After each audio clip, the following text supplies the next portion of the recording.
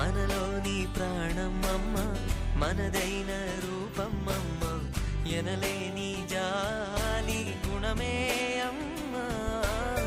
నడిపించే దీపం అమ్మ, కరుణించే కోపం అమ్మ, వరమిచ్చే తీపి శాపం అమ్మ.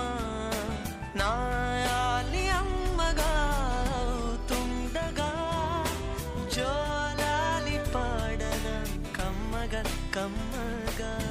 పెదవే పలికిన మాటల్లోనే తీయని మాటే అమ్మ, కదిలే దేవత అమ్మ, కంటికి వెలుగమ్మ. తనలో మమతే కలిపి